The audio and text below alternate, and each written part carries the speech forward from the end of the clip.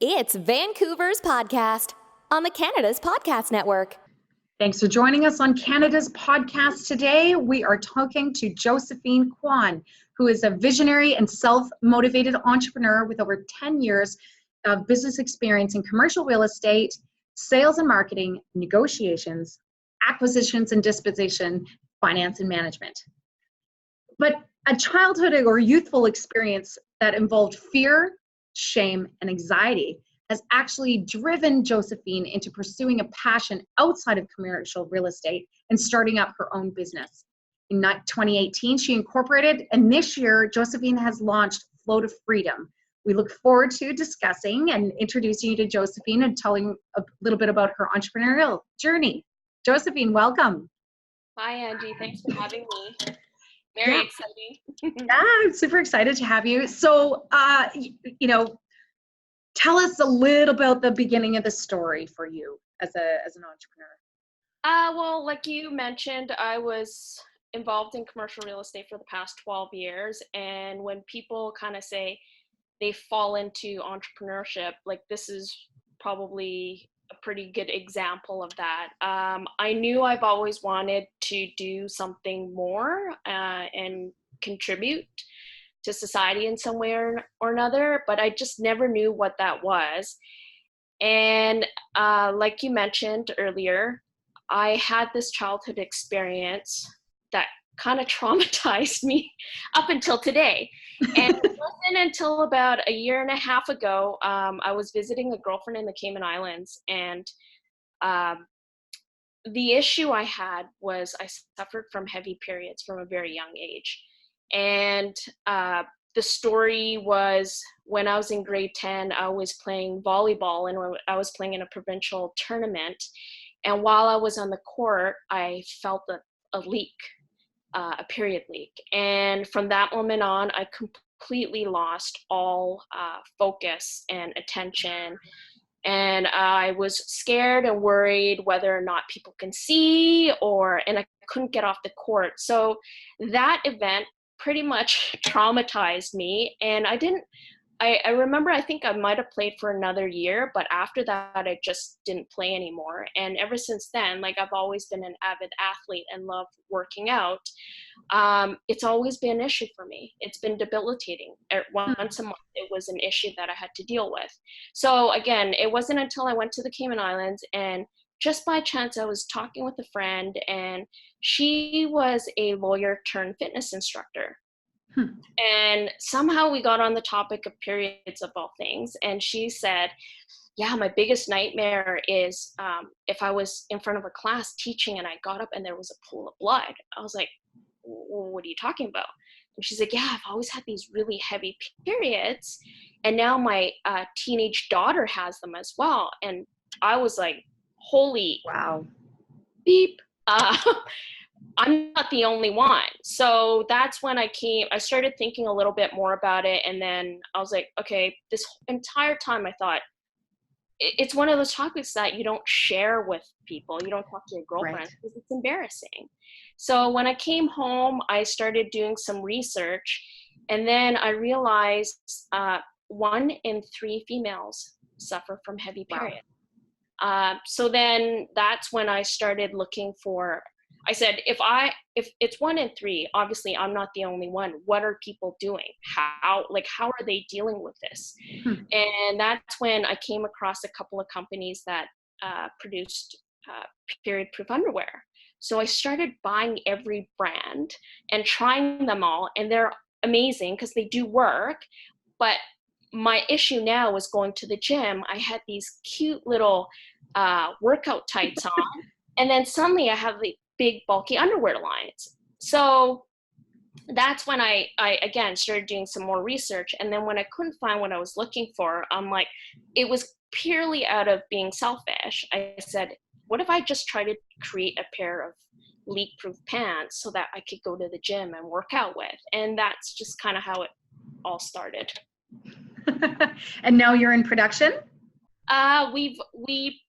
We have been in production, and we're fully launched as of May 15th this year.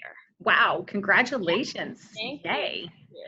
So I find it interesting. I'm just going to jump to, some trauma from your youth has actually led to your entrepreneurial journey. And I'm just going to acknowledge some of the values that are, part of your website. And the one that really jumped out with me is honoring truth, right? Listening to our gut, even when it's hard. Yeah. Can you just give us some insight on how that is personified in your business?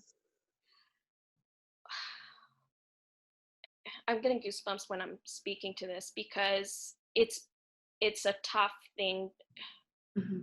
I believe it takes a lot of courage to admit what your truths are and to go with your gut, because generally your gut, like you instantly know. So the reason why I posted those core values on my website, and I spent quite a bit of time on it, because initially when I was looking to partner with certain people, say collaborations for photos or whatnot,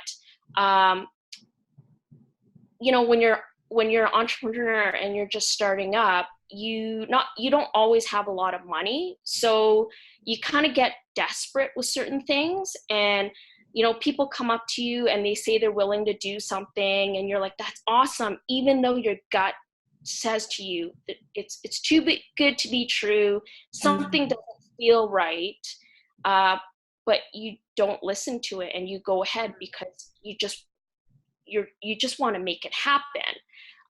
And I've had to learn a few big lessons about that. And for me, now reworking my core values and knowing what they are and posting them online makes me accountable for them.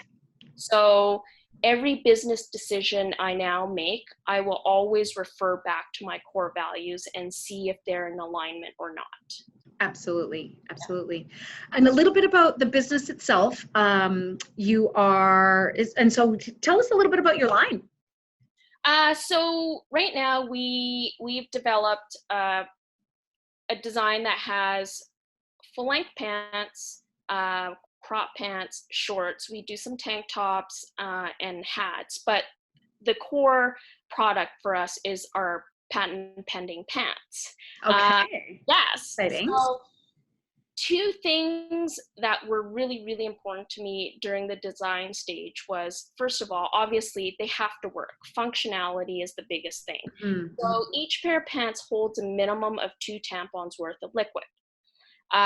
Secondly, during that time of month, we already don't feel great about ourselves. Right. So fit and fashion, the fashion part was a big thing. Like, I wanted women to feel great and feel amazing about themselves. So they needed to have that aesthetic as well. Nice. The quality and aesthetic. So it's got the big high waistband that kind of holds everything in. It's got a big pocket, side pocket to hold your phone, and another pocket on the waist to keep your keys and your credit cards. And the big thing is, and it's funny because as I'm speaking to more people about the product, for me it was something that it just wasn't a second thought to me, but using sustainable materials.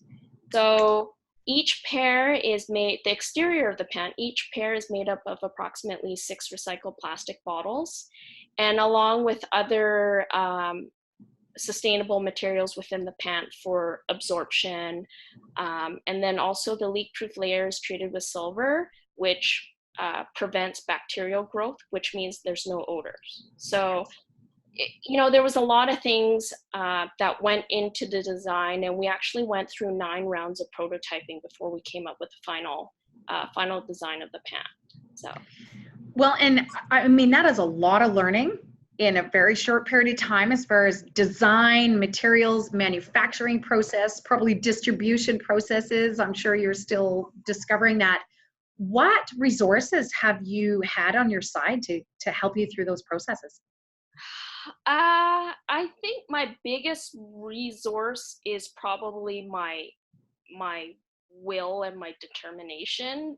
Purely, being 12 years in commercial real estate, and when I started in that industry, I had absolutely no experience. But I worked 7 days a week, from 5 in the morning till 7 or 8 at night. And there's just no, for me, it's not a matter, and I believe this was from Tony Robbins, it's not about what resources you have, it's how resourceful are you. Like, if you really want to do something, you figure out a way to do it.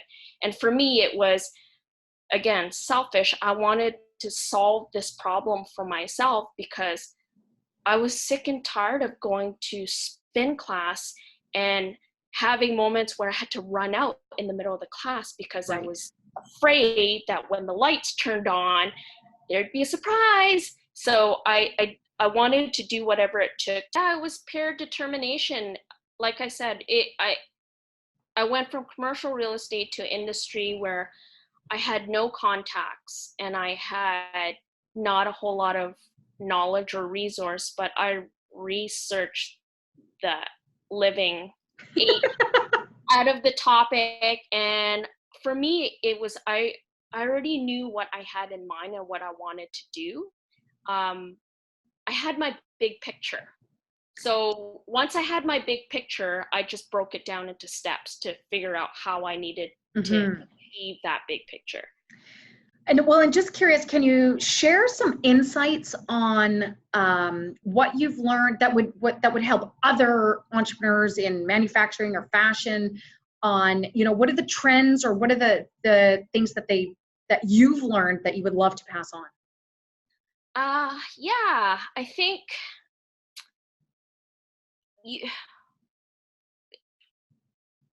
again, it goes back to what I said earlier. When you're a startup and you're new, you get excited, but you also, you really need to trust your gut, because people will sell you things or try to sell you things. And because you're new and you don't know, you're willing to jump at the chance. Take your time. Coming from somebody who doesn't have a whole lot of patience and wanting to get things done, but also getting things done right is a huge thing. Sticking to my core values was a big thing, because there were ways that I could make it cheaper. I could have gone with the manufacturer that was a lot cheaper, but the quality was just not there. And that I was not willing to give up, because at the end of the day, the garment, the company, the product is a representation of who I am as a person, and what I want for myself is what I want for other people, which is, quality and something that works. And again, also the sustainability, and when you're talking about trends, I'm sure everybody's seeing in whether it's articles or news and different brands, everybody is trying to move towards the sustainability side of things. Absolutely. We know fast fashion is a big problem. The fashion industry is the second biggest polluting industry, next to oil. So we all know this now, and everybody is wanting to make a change. And that also is another factor to consider. Using sustainable materials, being socially, corporately responsible, there's a cost to that. And sometimes it's tough because I pay more. I pay more to my manufacturers. I pay more for the fabrics that are made. And I want it to be accessible for everybody. And at the same time, it's you get what you pay for. And I think there's a little bit of a lag there. But I think the more people I speak to, they're all consciously thinking about Interesting. social responsibility. And now people are saying, that if they know it's sustainably made, they are willing to pay a little bit more. Well, let's talk a little bit about your lifestyle. So just out of curiosity, a question about the business is, how did you get started? How did you fund yourself so far? This has been a self-funded project for me, but also coming from Vancouver, we have such a huge resource pool, and our city is just great for growing businesses and startups. You know, you read about Vancouver and it's the new tech hub, but it's a startup hub. It's great. Like, we have banks like Van City. Van City is one of my banks. They're about microfinancing and helping their own community. So that's been a great resource. Futurepreneur has been a great resource, but I haven't gone out for, I've had the opportunity and offers from different investors, but I haven't chosen to take that route because I would like to kind of see where I can take it with my own vision. Because when you have investors, things sort of change, but that doesn't mean I'm not open to it being in the future. Right. All depends which direction things go. So let's talk about Vancouver for a little bit. Great segue as far as the culture and the vibe of Vancouver. Where, going from commercial real estate into a startup, are there any particular resources that you've tapped into that you would now deem essential? Small Business BC was a great starting point in Vancouver. They hold seminars and classes to teach people how to, do their startup, and they have business advisors to help you with business plans and whatnot. So great resource. Your banks are a great resource, but in terms of networking and being in the e-commerce industry, I just started looking online and going to random events by myself. First of all, just to make friends, and because being an entrepreneur can be quite lonely. But another great resource is the Forum for Women's Entrepreneur. Okay. Such a great group. I did this 3-day intense e-series course, and there were 62 female entrepreneurs in the program, and just such great resource. And it's really sad because coming from commercial real estate, I had no idea they existed, and they've been around for, I think, a minimum of 15 to 20 years. Great resource, great women. They have a mentorship program, and lucky, and I'm very honored, but I've just been nominated to participate for Pitch for the Purse for FWE, which is very much like Dragon's Den, where you submit your application, and they choose 3 finalists, and then 3 finalists pitch in front of a crowd at, I believe it's Hotel Vancouver, and then people vote, and if you win $25,000. But there's also a lot of investors in the room. Like, for example, Kevin O'Leary was there last year. So it's a big event. So yeah, when's that event, Josephine? The finals is in February, I believe. Cool. Something to look forward to. Maybe we'll get together. Yeah, for sure. A little bit, tell me about what day-to-day life looks like for you. Where do you work? And, do you work from home? Do you work in a co-working space? Do you have a corporate office? Or what does day-to-day look like? Right now, I work from home. I work from home because I have a little home office set up, but a lot of my supplies and inventory is, here and there kind of, and then I do I'm the one-man show right now. I do all my shipping and packing and everything. But I spend a lot of my time doing research, reaching out to different organizations and groups. And the main goal is really to create a safe space and create awareness around the issue. It's funny, as I was starting this business and being a product-based business, you would think, I'm going door to door to sell. In a way I am, but and I think in the beginning, the first couple months, it was kind of like that, but it's totally changed for me, because for me, it really is about the why and the cause of what I'm trying to do. Mhm. The pants is a secondary topic that I speak to people about. Really, it's how do we speak about the issue. And why I'm saying this was I've been doing a lot of interviews, and a lot of interviews with athletes. Okay. And I have recently interviewed a beach volleyball Olympian athlete, just to get an idea, because again, it stemmed from my volleyball experience, but they're wearing these tiny little shorts and they're playing out, it could be all full year round. And I want to know what's it been like for them. And it's a huge issue. So how do you find these athletes? Are there, what is in Vancouver? Is that, do you meet them on the beach playing beach volleyball? Do you connect with them in gyms? How are you getting out and about? Any chance I get at the gym, or I reach out to a lot of people through Instagram and Facebook. I actually have a degree in kinesiology, so I've reached out to some of my old contacts, and coming from a commercial real estate background, I don't have the fear of door knocking or asking people questions. Right.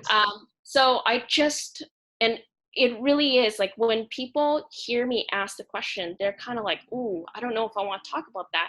But then with the hundreds, probably a couple thousand people that I have been speaking to over the last year and a half, almost every single person, whether it be male or female, knows somebody that has had a traumatic experience of Related to this leakage, whether it's their mom, their sister, their daughter, their friend. Somebody has, like, they know somebody that has experienced it. So right. It's such a relatable topic. Yeah, and that is definitely something everybody wants to avoid, right? Is trauma like that, because it's so personal. It sticks, like, again, it sticks with you. So yeah, like the interviewing with athletes has been a big eye-opener, and that's kind of changed the course of how Okay. now I approach different organizations and people. Is always around the topic of what their experience has been like, first Right. and foremost. Can they relate, how they deal with the issue? And then I would go in and say, do you know that there are products? Because Right. people just don't know. And here's another thing about like push-pull marketing and all these crazy things that I'm learning about, websites and social media, all the things that I stayed away from, it's now kind of coming, right Front and center. yeah. And what I've learned, people tell me to work on your SEOs because, that will help with your ranking for your website. But the problem I realize is it doesn't matter where you rank. If people don't actually even know that there's a solution, nobody's going to go search for one. Right. So it's really like, how do we get ourselves out there? So there's a couple of organizations that I've been speaking to that I'm really excited about collaborating. Yeah, well, one is Fast and Female, and I found this organization through the athlete that I was speaking to, but they are all about girls and sports, because there's been articles that have been done and researched saying that the biggest drop off of girls in sports is usually between the age of 12 and 16-ish. Mm-hmm. Guess when that time is? Right. Also when they start menstruating, right? And when they first start menstruating, that's when it's the least consistent and they'll have accidents. So, and what was the other organizations? Fast and Female, you said there's I'm also speaking to West Coast Beach Volleyball, which is okay. an organization, and they're trying to build the new facility and again, to empower athletes and also encourage kids to stay in sports. Like, Nice. that, to me, that's my passion, kids in Right. sports. And how do we keep them active, and how do we keep people in general active, right? So Awesome. Well, I'm going to ask you a few fun rapid fire questions. So we've learned a little bit about your business. Do you have a mentor or somebody significant that has influenced you? I have many. And I think the goal is to have many in all different areas of business and personal. And the biggest thing is, I only take advice from people that I actually look up to, because a lot of people are very much willing to offer you advice. So it's and everything comes like grain of salt. So I have many in different areas. Do you have a particular book that's been a great influence? Funny enough, I just finished reading, I have it right here, Little Black Stretchy Pants. Have you heard Show of it it? to us. No. It's the Chip Wilson book. It's what? Chip Wilson's book. Oh. Yeah, telling the story and history of Lululemon. So it's a very interesting read. Yeah. I bet. And is there a particular inspirational quote that follows you, whether it's on your bulletin board or on your computer laptop? It would be from the Dalai Lama: if you cannot help someone, at least don't hurt someone. Oh, nice. Yeah. Is there a particular conference, let's talk national, that you've either attended or that you are going to that you would deem essential in your particular industry? I haven't. I missed it this year, but I hear it's a great event. Is Traction, and it's all about startups, and they have some really, really good speakers coming from all over the world. A childhood friend of mine actually runs and puts the whole thing together, and he's just done an incredible job. So. And anything more on a local or regional level, kind of an event or conference that you're at? Where will we see you next? Next event? Yeah. Hopefully Pitch for the Purse. Yes, of course. Fantastic. Josephine, is there anything that you would like to add that we haven't covered yet? I think the biggest thing that I've learned thus far of this experience is really, well, two things: being grateful and having patience. With my type A personality, I like to get things done really quickly. So it's about managing your own expectations, because again, having all the experience in one field, you expect that everything in the returns will be right away, and it's just not. You just need to be patient. Right. So. Well, and a kind of a fun signature question for us at Canada's podcast is just a little insight on you, is if you were stranded on a deserted island with no technology, so there is one phone booth, old-fashioned phone booth with a quarter, you can make one call. How long would you last on this deserted island without technology and on your own? And what would you do there? I would be meditating in Maui. Maui is my go-to, and it's funny, I just put up a post today, and I said Maui is my go-to place in the world, that it's where I feel grounded and at peace. And I lived there for 5 years. I would love to eventually kind of go back, but it's so peaceful, and you know what? It's funny. We all work hard because we all think at some point or another we're going to retire and live on an island. Well, you can do that. Well, and it's tough to catch you at home, obviously. So what's the best place post-podcast for people to connect with you? On the website. You can just contact me directly through the website. And what's the website again? www.flowtofreedom.com. Flow, Flow, the number 2 freedom. Awesome. Josephine, thanks so much for joining us on Canada's podcast. We look forward to catching up with you in person. Thank you. Thanks for having me.